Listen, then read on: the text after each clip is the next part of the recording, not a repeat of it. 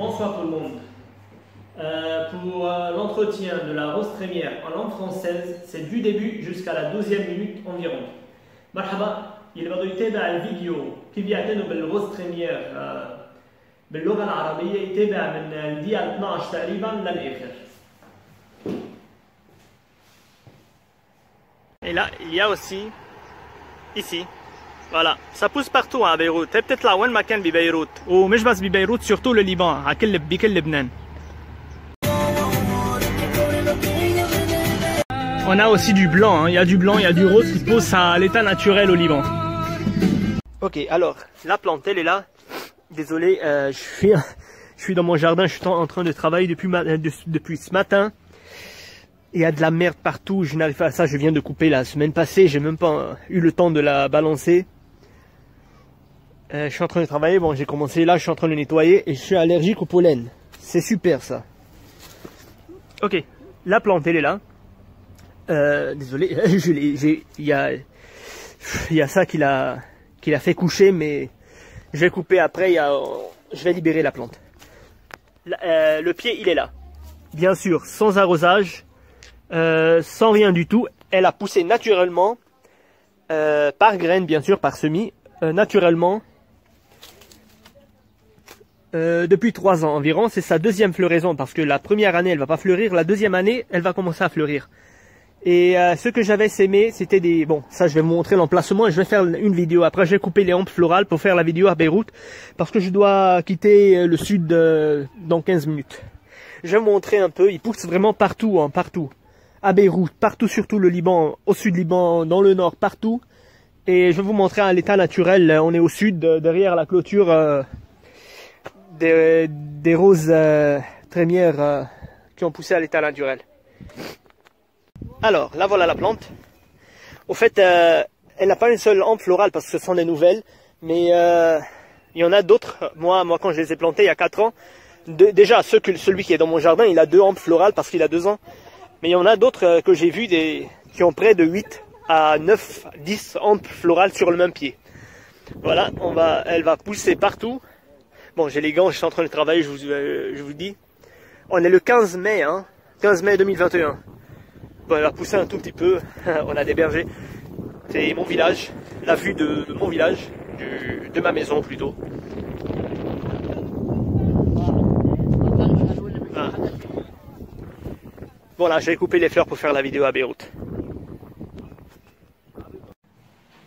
Bon, là on va commencer avec l'Altea rosea ou la rose trémière. J'ai noté juste les étapes pour ne pas oublier d'en parler une étape. Pour l'origine de la plante. Ok. Écoutez, c'est pas moi qui le dis, hein, c'est pas moi qui le dis. Moi j'ai fait des recherches. La majorité des scientifiques disent que, et des botanistes et autres, ils disent que la plante elle est inconnue, donc l'origine est inconnue, mais il y a un débat là-dessus, tout simplement parce qu'il y a des gens qui vont dire elle est originaire d'Asie, d'autres vont dire du bassin méditerranéen, et je suis tombé sur quelqu'un qui me dit non, la plante elle est originaire de l'Afrique du Sud. Si on va parler logique, l'Asie, je dirais que non, tout simplement parce que la plante elle va pousser partout au Liban, en Palestine, sur tout le territoire palestinien, du nord jusqu'au sud avec la frontière de l'Égypte jusqu'à la frontière libanaise, sur toute la côte de la Palestine, sur tout le Liban et en Syrie, la plante va pousser partout dans notre région et sur la Méditerranée.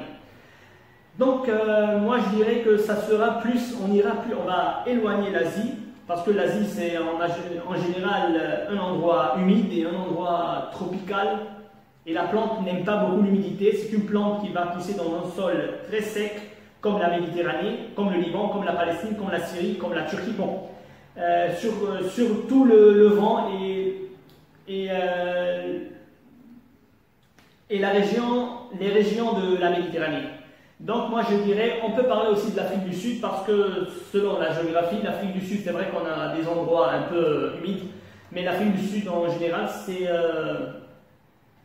c'est une savane, donc il ressemble un peu au Levant, donc au Liban.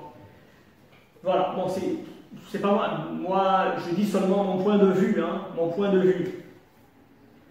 Pour l'exposition de la plante, c'est une plante qui va être plantée en plein soleil. C'est la Méditerranée, n'oubliez pas, elle va être plantée en plein soleil. La rusticité. Bon là, c'est une plante, c'est pas moi qui le dis aussi, ce sont les scientifiques. Il y a un truc sur Google, au jardin, ça s'appelle. Ils ont marqué, bon j'ai cherché, j'ai pas trouvé, j'ai trouvé juste sur au jardin. Ils ont dit que c'est une plante vraiment très rustique, moins 39 degrés. Waouh! Moins 39 degrés, donc moins 40 degrés. Je ne sais pas si c'est vrai. En tout cas, au Liban, elle va rester toujours verte. Bon, pas la honte florale, la honte florale, elle va sécher, on va la couper. Mais elle va rester toujours verte, elle ne va jamais jaunir, elle va vivre plusieurs années, elle va grandir et va donner plusieurs hontes florales. Elle va pousser, donc pour la rusticité, n'ayez pas peur, si c'est vrai, c'est 39 degrés, moins 39 degrés, comme ils disent. En tout cas, au Liban, on la trouve partout, même à la montagne, même vers les cèdres, elle pousse. Donc si elle pousse dans les cèdres, alors c'est que vraiment, elle est vraiment très rustique. Donc on parle de plus de 2000 mètres, 2500 mètres et autres. Donc vous pouvez la planter où vous voulez, n'importe où. Pour le froid, ça passe. Pour l'arrosage, j'ai perdu mes plantes à cause de mon arrosage après 4 ans. J'ai expliqué un peu dans la vidéo, je ne vais pas encore expliquer à nouveau, vous allez voir la vidéo. Vous l'avez vu de toute façon parce que je vais mettre la vidéo avant d'en parler, de la rose trémière. Donc pour l'arrosage, en été, une fois par semaine, une fois chaque 10 jours, et c'est tout. En hiver, n'arrosez pas, sauf en pot. Comme en hiver et comme en été, on va attendre que le sol soit très bien sec, bien sûr pas totalement, mais environ à la moitié avant d'arroser à nouveau. Si le sol est humide, n'arrosez pas. Mais en été, arrosez ici dans le jardin, arrosez une fois par semaine, ça passe. N'arrosez pas plus. Qu'est-ce qu'on est arrivé à l'arrosage? On a parlé de l'arrosage. En hiver, il ne faut pas arroser parce qu'il pleut. La floraison. C'est une plante qui va fleurir au printemps. Et voilà, en été, elle ne va pas fleurir. Ça dépend des régions. Peut-être au début du printemps, comme au Liban, à la moitié du printemps, et à la fin du printemps, début d'été, si on est en Europe ou dans les zones où il fait plus froid, donc la floraison sera tardive. Mais en général, c'est pendant la période du printemps, donc les 3 mois du printemps. Sol ordinaire, n'importe quel sol. Moi, elle pousse à l'état naturel au Liban, c'est une terre très calcaire, une terre très sec, elle va pousser n'importe où. Si vous voulez la mettre en pot, il n'y a pas de problème. Bon, de préférence en pot, moi je dirais utiliser un terreau spécial, plante fleurie. C'est une plante qui va nous donner des fleurs, donc ça sera idéal, un terreau spécial, plante fleurie. Si vous n'avez pas trouvé de terreau plante fleurie, c'est pas grave, n'importe quelle terre, la terre de jardin, calcaire, un peu acide, là, ça va fonctionner. Pour le rempotage, c'est une plante qui va se développer, qui va grandir et qui va donner des racines et bon, plusieurs hantes florales. Alors là, on va parler de 2 ou 3 ans, chaque 3 ans, on va la rempoter dans un pot un tout petit peu plus grand, une fois chaque 2 ans et demi environ. Bien sûr, avant le démarrage, donc on parle à la sortie de l'hiver. Mélangé avec n'importe quelle terre ou terreau spécial plante fleurie. Pour l'engrais, c'est une plante de sol pauvre. La Méditerranée, le Levant, c'est un sol très pauvre et elle va pousser à l'état naturel. Elle n'a pas besoin d'engrais, sauf si elle est plantée en pot. Donc en pot, elle est condamnée à rester là, elle ne va pas aller chercher la nourriture dans son sol. Une fois au printemps et en été, je dirais une fois chaque mois, une fois chaque 1 mois et demi, même peut-être 2 mois, parce que c'est une plante qui aime le sol pauvre, mais il faut un peu la nourrir quand même. Donc une fois chaque 1 mois et demi, une fois chaque 2 mois, un apport d'engrais spécial plante fleurie, c'est un engrais liquide qu'on mélange avec de l'eau. Pour la multiplication par semis au printemps, elle va pousser la première année et c'est la deuxième année qu'elle va attendre 2 ans avant de faire la première floraison.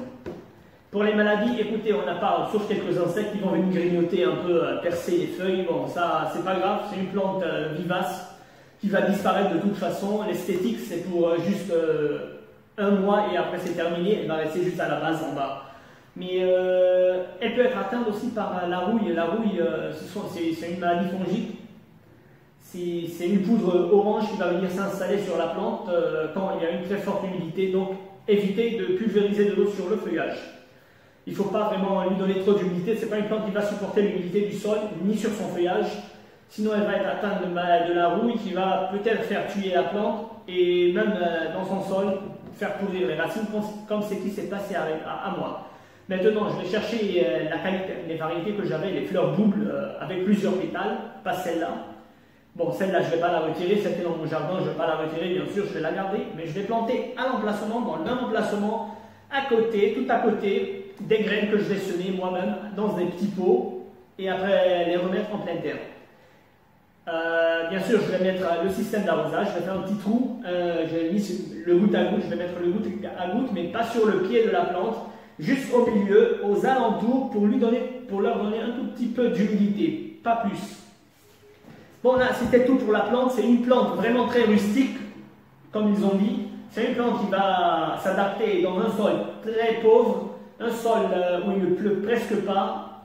La plante, c'est une vraiment très belle plante. Moi, je la conseille. Si vous n'avez pas à l'état naturel dans votre jardin, achetez-la en jardinerie ou alors faites vous-même votre semis. C'est facile. Hein.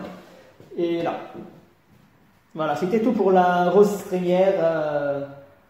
L'Altea rosea, quelque chose comme ça. Rosa. Ben voilà, ils étaient là. Je les ai semés bien sûr en pot, et je les ai installés ici.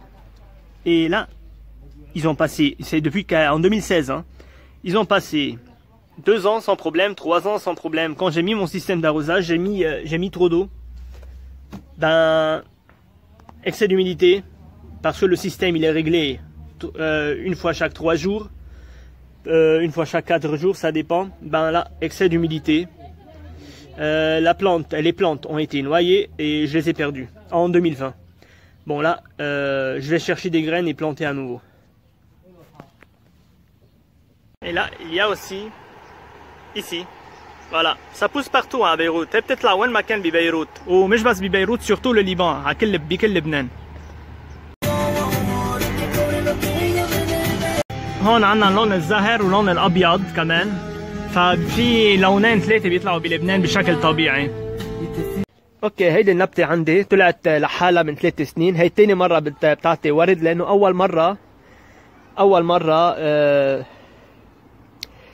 أول سنة بالأحرى ما بتعطي ورد. هيدي الأمية تعولتها, هيدي الأرض, هيدي اللي طالعة هون.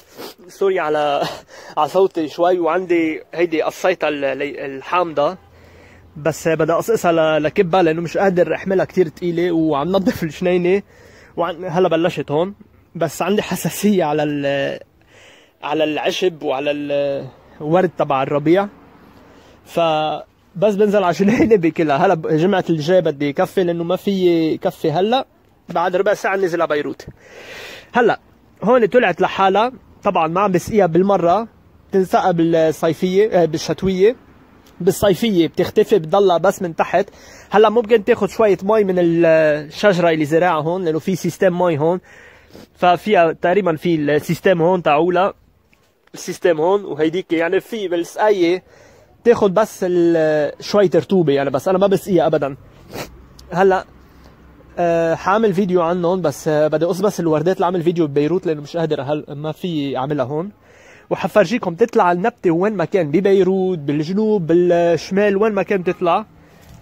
وحفرجيكم بالجنوب ورا الحيط عنا, ورا الجنينة, كيف طالع على حالها. وفي عدة ألوان منها. وبدي بدي لكم عن اللي أنا زرعتهم ببذر لا ماتوا من بعد 3 سنين 4 سنين تقريبا. اوكي, اليوم نسيت لكم, نحن 15 ماي 2021, يعني شهر 5, 15 شهر 5. هيدي النبتة هيدي بتضيع عنا, بتطلع وين ما كان. سوري, حاطط الكفوف, كان عم بشتغل بالجنينة. هلا كان عم فرجيكم الجنينة هيون. وعنا الراعي تحت, وهيدي من بيتنا. هيدا الفيو تاعولنا من جنوب لبنان. اوكي, هلا اذا بتشوفوا الفيديو اللي حطيتها عن النبتة تاعولتي, فيها 2 تيج ورد, لانه عمرها 3 سنين. فكل ما تعتق الوردة وكل ما تكبر كل ما تعطي اكثر. في منهم شفتهم بيعطوا 5 أو 6. ماشي, هيدي اختي عم تتزيكا. صعبة لما تعيش بالعائلة. فمش بس وحدة حتعطيكم، كل ما تكبر كل ما حتعطيكم عدة وحدات. هلا بدي اقصهم لاعمل فيديو على ببيروت، ما حاعملها هلا. اوكي، هلا بدنا نحكي عن الغوز تريميير، التيا روزيا، التيا روزا، شيء هيك ساينتيفيك بيسموها. هي نحن بالعامة بنسميها غوز تريميير. هلا عنا بالجنوب بيسموها وردة الحصان، نبتة الحصان، شيء حصان، ما بعرف شو اسمها بالعربي بس هيك تبع الضياع بيسموها. شيء حصان، ما بعرف، وردة الحصان، دنب الحصان، ما بعرف شو اسمها. فبس هي اسمها النبتة غوز تريميير. هلا بالنسبة هلا كتبت بس الإيتاب مشان ما ننسى نحكي عن شيء، بدنا نحكي عن الأوريجين. هون بالأوريجين الأصل للنبتة، هون في خلاف كثير كبير عليها لأنه أصلا منا معروفة من وين أصلا. بس في سيانتيفيك وشيرشور وخصوص هول بيعملوا البوتانيست اللي بيدرسوا عن البلان بيقولوا هيدي النبتة ممكن يكون أصلا من آسيا. في ناس بيقولوا لا من البحر الأبيض المتوسط، وواحد أنا كنت عم بقرا مرة وقال واحد إنه هيدي النبتة أصلا من جنوب أفريقيا. أنا بستبعد إنه من آسيا لأنه آسيا هي إجمالا غابة، منطقة فيها غابات، يعني منطقة فيها رطوبة، وهيدي النبتة ما بتحب أبدا الرطوبة. ففينا نرجع نترك آسيا ونرجع للوجيك بين جنوب أفريقيا وبحر الأبيض المتوسط. لأنه نفس الطبيعة، هون البحر الأبيض المتوسط أرض جاف، أرض ما بتشتي كثير، وأرض ما فيها كثير مي. وعندنا تقريبا مثل جنوب افريقيا، حتى لو في مناطق بجنوب افريقيا فيها شويه رطوبه، بس اغلبيه جنوب افريقيا هي السافان، يعني دي منطقه ما فيها كثير مي، منطقه مش مثل اسيا. اسيا الارض بضلها رطبه لانه غابه.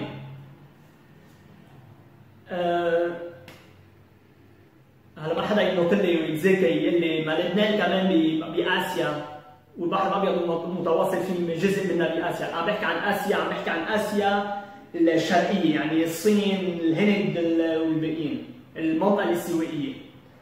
هلا هيدي النبته لوجيكمان اذا بدنا نحكي للاصل، هيدي بتطلع وين ما كان بلبنان، وين ما كان.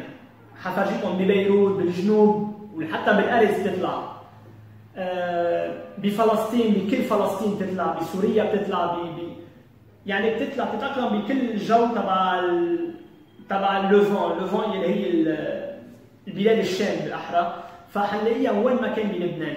فاذا نبته بتطلع لحالها بارض كلسيه وارض ما فيها كثير مي وما بتحب المي، يعني فينا نستنتج انه ممكن معهم حق انه النبته تكون اصلا من البحر الابيض المتوسط. هيدا رايي انا، ماني سيانتيفيك، انا بعطي بس رايي من حسب ما عدة اشياء قريتها، انه نبته استوائيه، ما بعتقد انها نبته استوائيه، بفتكر او جنوب افريقيا او بحر الابيض المتوسط، بس منا اسيا حسب انا كلوجيك تعولي، المنطق تعولي. الاكسبوزيسيون مطرح ما لازم نزرعها، هيدي نبته حتطلع ببحر الابيض المتوسط وين ما كان بشكل طبيعي، فنبته شمس، بدنا نحطها تحت الشمس، تحت الشمس. روستيسيتي، هلا هيدا مش انا قلتها، بس انترنت خصوصي فتشت كثير ما لقيت بس واحد كاتب اسمه الباج تاعوله او جاردان، كاتب انه هيدي النبته كثير تتحمل برد، كثير تتحمل برد. روستيسيتي هي تحملها للبرد. عم يحكوا عن ناقص 39 تحت الصفر، يعني تقريبا 40 تحت الصفر. ممكن تكون مضبوطه، ما بعرف لانه ماني خبير، انا ماني سيانتيفيك. بس بلبنان مثلا، بلبنان حتى بالارز النبته حتضلها اوكي، التيج تاعولها حتيبس من بعد الورده بنقصها وخلص، حتبقى هي تحت خضراء بقلب الارض، لانه فيفاس يعني اللي بتخسر ورقها والتيج تاعولها الورده تاعولتها، وبتضلها عايشه من تحت وبترجع بتفرخ ثاني سنه. فهيدي بلبنان حتى بالارز حنلاقي انه الورق تاعولها بتضلها خضراء، يعني ممكن منطقيا عندها تحمل. عم نحكي عن شتي، بوقت الشتي يعني الشتويه، ممكن يكون عندها تحمل فعلا لناقص 29 تحت الصفر. اوكي، نرجع روسيسيتي. حكينا عن روسيسيتي. ابوزاج، لسقايه. هيدي نبته ما بتحب ابدا المي. هيدي نبته بتطلع بين الصخور، بتطلع ببحر الابيض المتوسط، بتطلع بلبنان، بفلسطين، بسوريا، بمناطق اللي فيها الجو تاعولها جاف، يعني كالكير، تراب اللي عايش بلبنان وبسوريا وبفلسطين بيعرف الارض تاعولها. وحتى باوروبا بالمنطقه الميديترانيه يعني جنوب اوروبا له نفس الشيء تقريبا مثل عنا. هلا انا عم بحكي عن لبنان لانه عايش بلبنان. انا من وراء السقايه كان زرعتهم من 4 سنين، ما حاحكي فيها لانه حكيت فيها بفيديو وعملتكم المونتاج عليها. شخصيا كانت تأذيها مره بالجمعه لما حطيت السيستم داروزاج صار في كثير مي وعفنت وماتت. هلا انا حارجع جيب بذر، طبعا اللي كانوا عندي مش هيدي مش البريه بتطلع السمك، اللي انا اشتريتها البذر وزرعتهم تيجي دوبل، يعني فيها ورده كبيره فيها تقريبا 20 بيتال يعني مكبسه وكثير حلوه، كان في عده الوان، كان عندي 4 الوان. بس حشيل بذر روح ارجع ازرع بنفس المطرح اللي هي طالعه هلا بجنينتي. فالسقايه بالشتاء اذا كانت بقلب الارض بالجنينه ما تسقوا ابدا، بالشتويه على مسؤوليتي ما تسقوا النبته. بالصيفيه مره بالجمعه، مره كل 10 ايام ماكسيموم مش اكثر من هيك، وما تكثروا مي على عرقه، يعني اسقوا منيح طبعا اسقوها منيح بس مره بالجمعه مش اكثر من هيك، ما تسقوا مرتين او 3 مرات بالجمعه، حتعفنوا الورد، حتعفنوا الشروش، حيعفنوا والنبته حتموت، انتبهوا كثير منيح. انا اللي عندي ماتوا من وراء المي مثل ما قلت لكم. اروزاج حكينا، فلوريزون هيدي النبته حسب المناطق بدها تطلع بالربيع، او يعني اذا كنا بمنطقه الشوب بتشوب اسرع النبته حتعطينا الورده او اول الربيع او بنص الربيع، او باوروبا مثلا بدها تروح لانه في برد اكثر حتروح تقريبا لاخر الربيع او اول الصيفيه، بس باجمالا ب3 اشهر، فتره 3 اشهر تبع الربيع النبته حتعطينا الورده تاعولتها. السول، التراب، نسيت احكي عن شيء لحظه نرجع لورا. بالنسبه للسقايه اذا كانت النبته بالبو صيفيه او شتويه انتبهوا كثير منيح انه الارض بلشت تنشف عن النص قبل ما ترجعوا تسقوها، لانه النبته ما بتحب كثير المي. اذا كان التراب من فوق بعضه مي ما تسقوه. بالصيفيه او بالشتويه هي زيتها بالبو، لانه اذا كان في مي وسقيته ممكن تهروا لها شروشه وتموت. طيب بالسؤال نرجع للتراب. التراب النبته حتطلع باي منطقه باي ارض ما حتكون نيئه ابدا، ما بتتطلب تراب معين، يعني تراب كلسيه، ارض كلسيه، ارض الجنينه اللي عندنا، ارض تيرو اللي حيا تراب، وحتى بتيرو تراب شوي اسيد كمان حتتحمل. فاذا بدكم تزرعوها بالارض بالجنينه دغري وما تسالوا عن الارض. بالنسبه للبو اذا بدكم تزرعوها ببو الافضل، لانه هيدي نبته حتعطينا ورد، دائما استعملوا تيرو سبيسيال بلون فلوري، يعني تيرو خصوصي للورد. اذا ما لقيتوا تيرو سبيسيال بلون فلوري يعني للورد، جيبوا اي تراب النبته حتمشي ما حيأثر فيها. وين وصلنا؟ الرامبوتاج اذا لما بدنا ننقلها، هلا اذا موجوده بقلب الارض ما حننقلها، بس اذا كانت ببو النبته هيدي النبته حتكبر حيكثر الشروش تاعولها وحتصير تعطينا عده انفلورال، يعني عده تيج ورد. فكل 2 سنين ونص كل 3 سنين تقريبا قبل ما تبلش تفرخ النبته، يعني عم نحكي عن اخر الشتويه بدنا ننقلها ببو اكبر، حيلا تراب فينا نحط لها حيلا تراب، او تيرو سبيسيال فلوري يعني بلون فلوري، يعني تيرو خصوصي للورد. اوكي انا بحكي سول رامبوتاج انغري.